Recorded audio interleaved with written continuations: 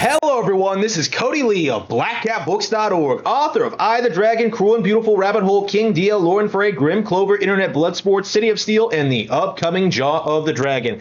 Recently, I had a little bit of a problem getting around to reading Spy Family, Volume 8. I got home, I downloaded it, I did something else, and when I checked it again the next morning, because I didn't have time to actually read it, it wasn't downloaded properly, and I wasn't able to read it the night afterwards.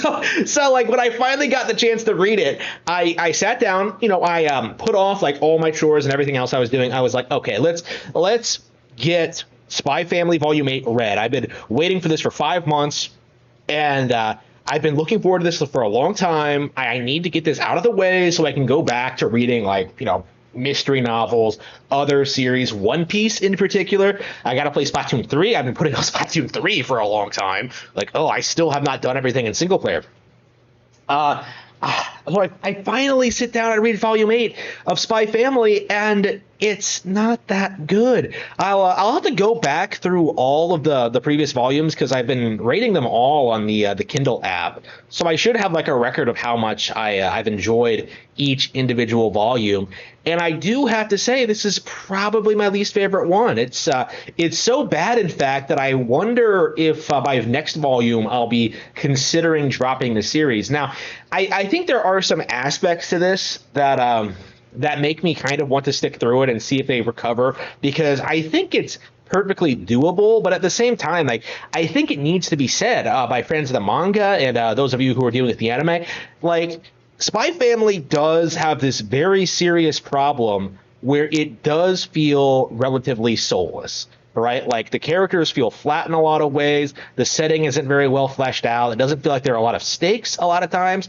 And that's not always the case. And that's kind of what makes it frustrating, is that it seems like the core plot of infiltrating the school and doing all this stuff, becoming friends with Damien, his dad's machinations. It feels like that stuff is actually fairly well thought out and very well executed. But there are aspects of the series that just don't resonate all that well with me. I like Lloyd. I like Twilight. I like his gimmick. I like his angle, his sense of humor. I like him trying to deal with Anya. It's endearing. I like the character. I like Anya, who I think is safe to say is the true protagonist of the story, because all the conflict revolves around her. She is the one going through the real struggling. Yor and Lloyd can kind of handle everything that's thrown at them, but Anya just kind of is struggling near constantly, not only with the mission but at keeping the family together and making sure she stays adopted. So that's very compelling. But the weak link here, I think, at this stage, is Yor herself. And I've kind of been noting this as I've been reading the volumes, is that Yor is by far my personal favorite character, design wise, and I like her personality and what she does and stuff like that. I like the sense of humor, but the problem with the character fundamentally is that she doesn't really play a role in the plot. I've been saying this a lot. I said this from the beginning, actually, is that I don't see the purpose in making her an assassin.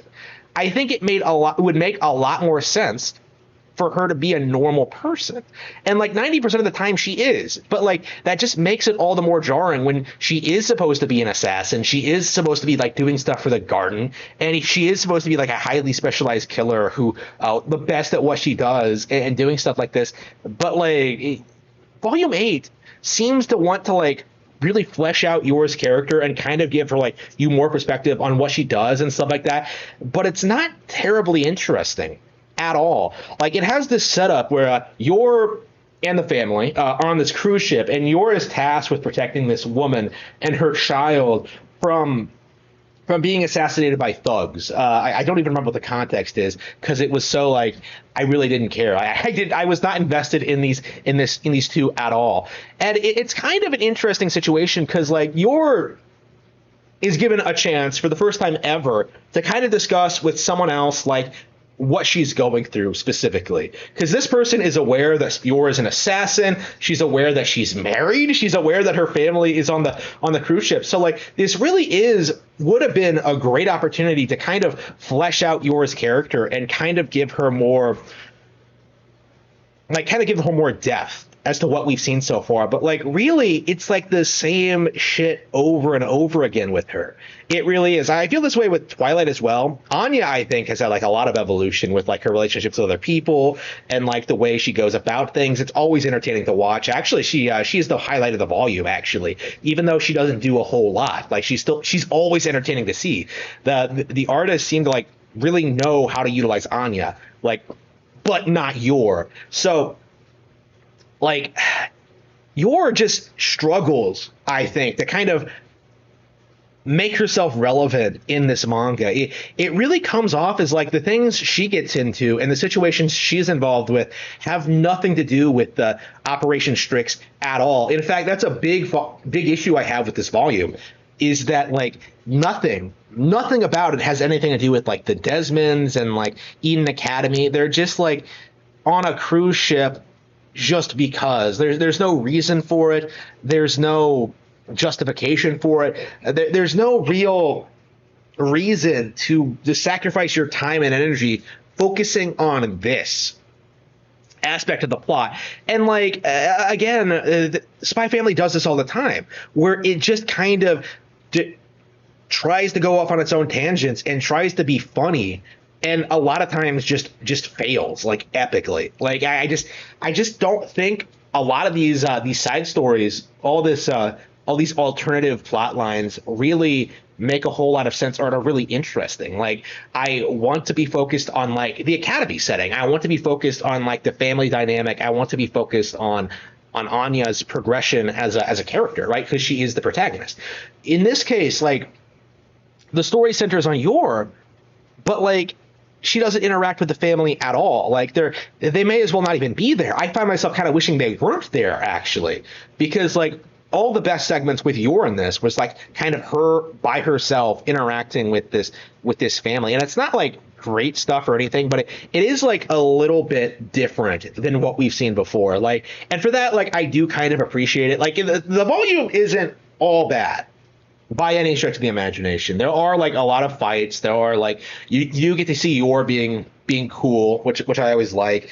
You do get to see, there are issues with like the pacing and like kind of the continuity and just like going from segment to segment. I wonder if like the author struggles with like creating longer manga arcs, because like usually if Spy Family is good, like everything is condensed into like a single chapter. But when like when the storyline has to go over multiple chapters, you kind of have like these weird segments. Like there's a segment where like Yor answers a door, and it's like an assassin there dressed as a bellboy. Okay, he takes down the door. Yor like rushes back and grabs the girl. Okay, whatever. Okay, typical Spy Family shit. Okay.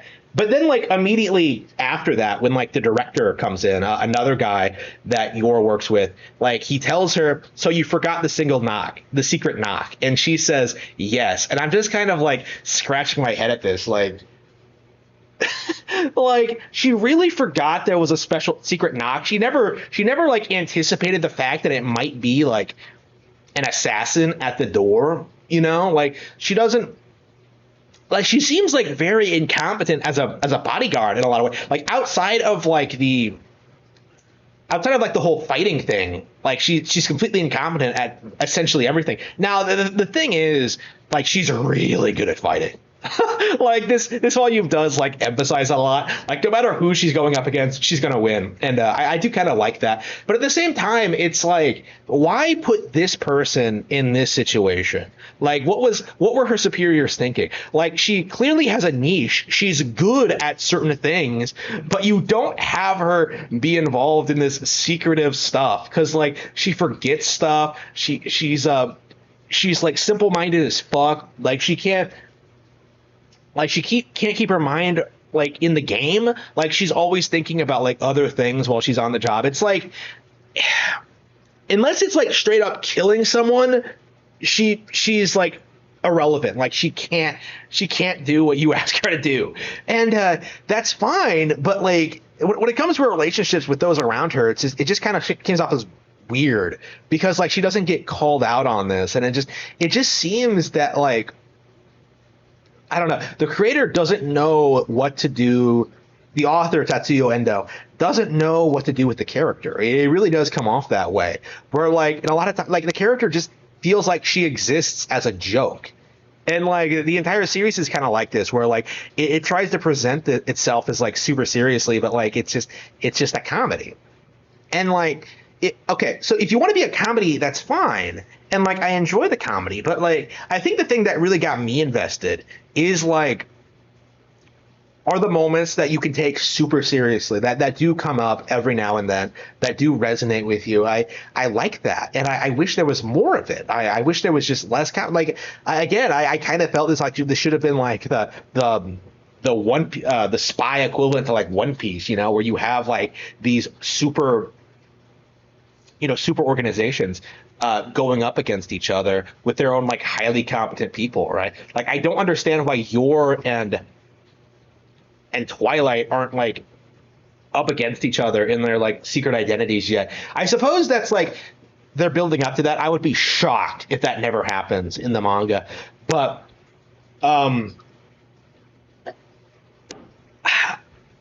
at this stage, like it's not even close to happening. Like Yor is just not involved with Eden Academy at all, outside of like trying to help Anya with your schoolwork, trying. And I just find myself reading this, and like, yeah, it has nothing to do with the overarching plot, and like above all, and I think this is the big thing, it's not entertaining. That's the thing that I really hold against this volume is that like I did not read this and was like entertained. I read this and I'm just like occasionally laughing. I occasionally think about, oh, that's a good panel or whatever. Like, oh, that's a little bit different. That's a little bit different art than kind of art that we would usually see in this situation. Yeah, we do get to see more Yor. We do get to see like more things, but like it's like, and especially weak volume overall. Now it's possible. Like it's just a bad arc, and like we'll get this resolved by volume 9, and like we'll move on to something more interesting. But like volume 9 is not coming out until March 2023. Am I really supposed to expect like another 5-month wait for a volume I might not even like? Like this is on a bi-weekly schedule. They should have more time in order to like really flesh out the plots and make them compelling and make them interesting and stuff like that. Make the art good. I don't think the art in this volume was especially great. Again, there were some good panels here and there, but for the most part, I'm just kind of like, I've said this about Spy Family before, but it does feel kind of soulless. I can't put my finger on it, and I feel like you need to spend a lot of time like reading this kind of stuff to really kind of pick up on like what the author is trying to do and what his mindset is, or maybe even like read interviews and stuff like that. And like it does kind of feel like to me, looking at author interviews and hearing what he's talking about the series, is that he really doesn't care for its success at all. Like I'm always hear him saying like, oh, I don't relate to any of the characters. I don't like them. I'm not particularly attached to them. I don't like spy stuff in general, which is a big red flag for me. I don't understand how you can like end up making a spy manga despite not having interest in spy fiction in general. It just doesn't make any sense to me. Like I can understand like not liking a genre that you're working on, but it's like it comes off a little bit like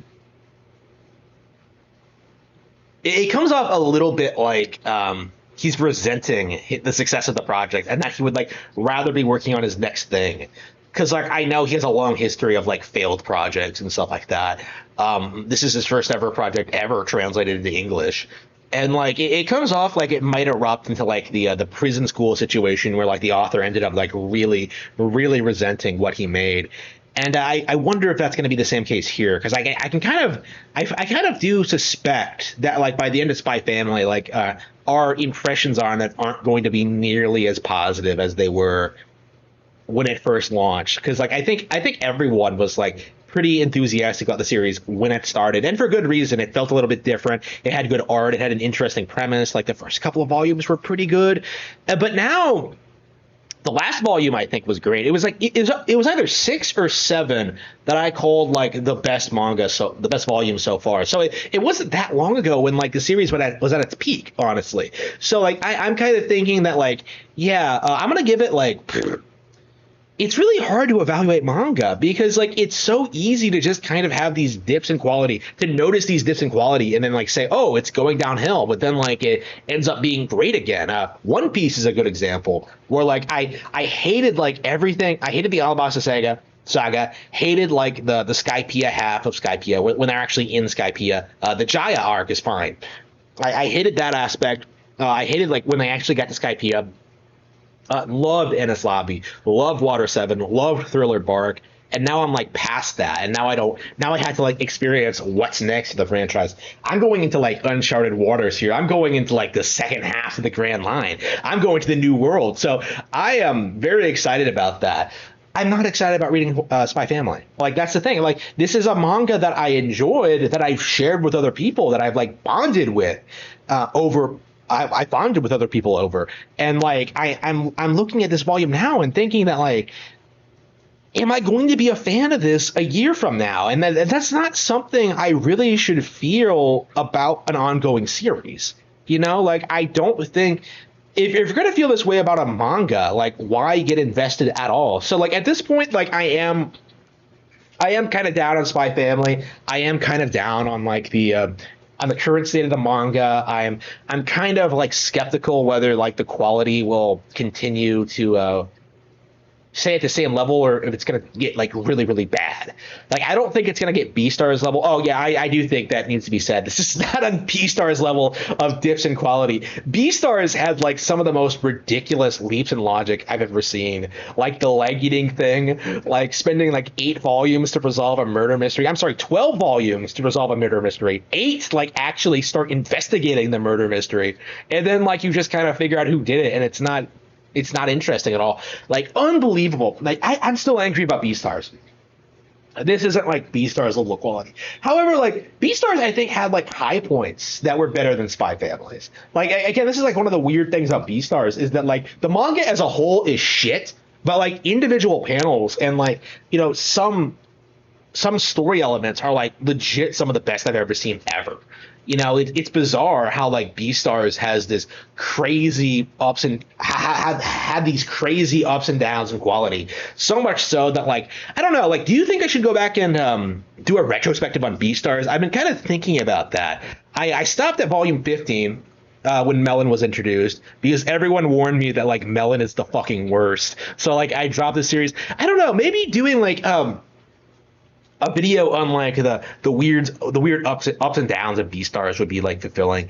It is something I think needs to be talked about more because it is an interesting case study.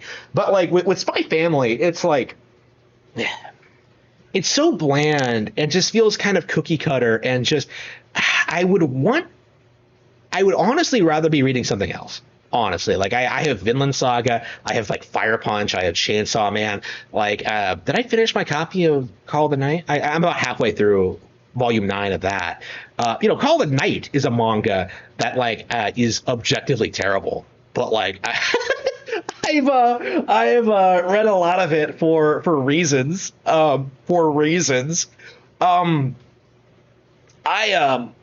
I've read a lot of Call of the Night. Like, again, the art is objectively good. It doesn't typically like decline into like absolute nonsense territory. And the last volume was like my favorite in the series.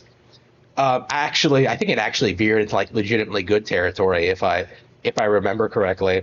But for like Spy Family, like I'm not getting any of that. You know, like Spy Family, I don't see what the appeal for me is supposed to be. Like with Call of the Night, you have like a bunch of vampire girls, but with this, it's like, why am I invested in it? Like it just doesn't seem all that appealing to me with this volume, and I'm really curious whether this trend will continue going forward.